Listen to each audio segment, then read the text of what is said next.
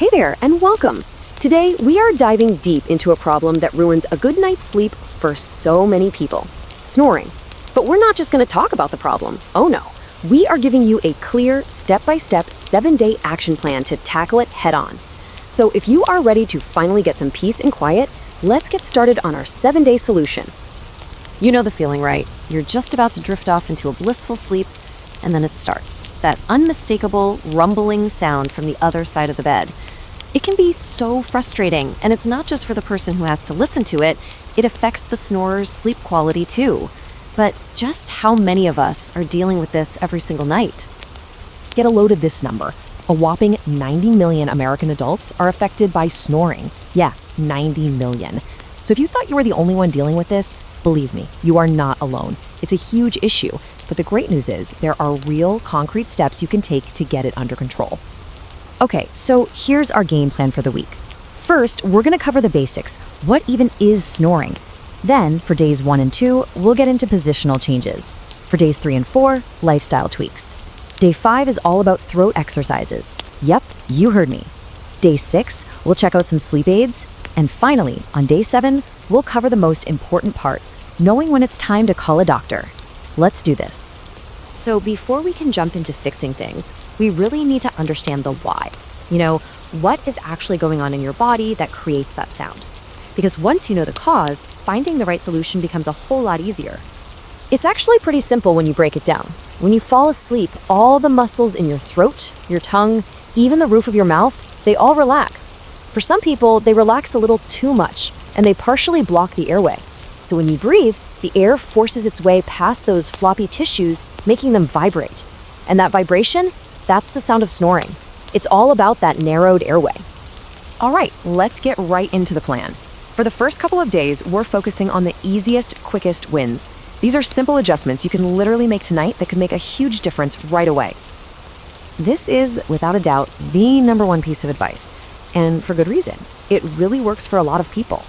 If you or your partner is a snorer, the very first thing to try is just switching from sleeping on your back to sleeping on your side. I know it can feel a little weird at first if you're not used to it, but trust me, it can be a total game changer. So why does this one simple trick work so well? Well, it's just basic physics. When you're lying on your back, gravity is kind of working against you. It pulls your tongue and all those soft tissues to the back of your throat, and bam, you've got that obstruction we talked about. But by simply rolling onto your side, you actually make gravity your friend. It helps keep everything out of the way, so your airway stays nice and open. Another big thing to focus on for days 1 and 2 is tackling any stuffiness. If your nose is blocked up because of allergies or cold, you're pretty much forced to breathe through your mouth, right? And that almost always leads to more snoring.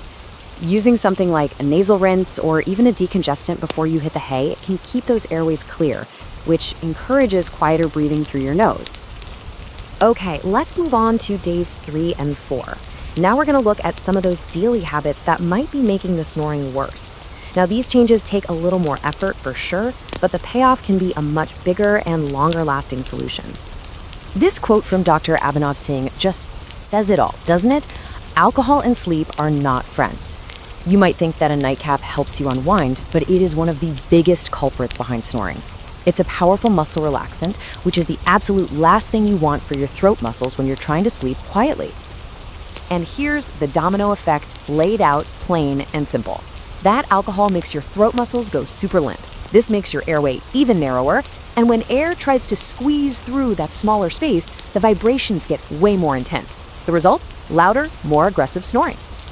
So for days 3 and 4, here's your clear, actionable rule. Just give your body enough time to process any alcohol before you go to bed. The experts say a minimum of 3 hours is what you need to stop it from messing with your breathing while you sleep. The other big lifestyle factor here is weight. You see, extra weight, especially around the neck, can mean extra fatty tissue on the inside, at the back of the throat. This physically narrows the airway from the inside out. But the good news is that even losing a small amount of weight can make a real difference, giving air more room to pass through quietly. All right, we've made it to day 5.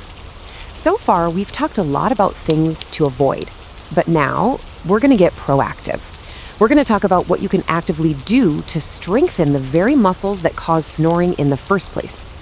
Think of it like a workout, but for your throat. Now, there's a fancy name for this, myofunctional therapy, or MT for short. But all it really is a set of super simple exercises that are designed to tone up those key muscles in your tongue, your throat, and the roof of your mouth. The whole point is to make them stronger so they don't get all slack and collapse when you're asleep. And you definitely don't need a gym membership for this workout. You can do these anywhere.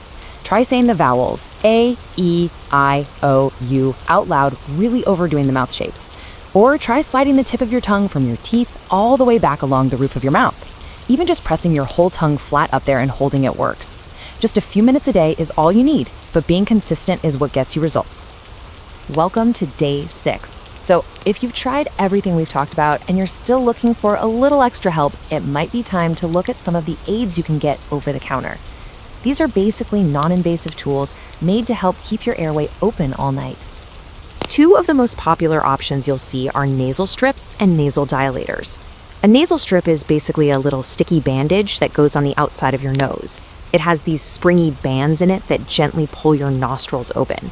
A nasal dilator, on the other hand, is a small plastic device that you put inside your nostrils to gently push them open from within.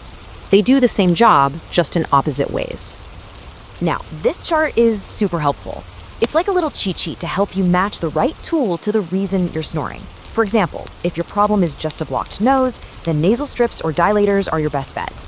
If you snore because your mouth falls open, a simple chin strap could be the answer. But if the problem is deeper, like your tongue is actually falling back and blocking your throat, well, that's when you might need to level up.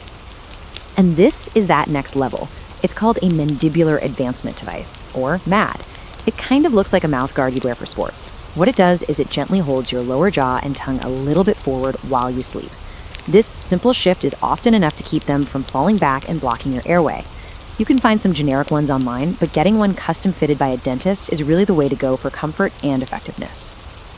And here we are at the final day of our plan.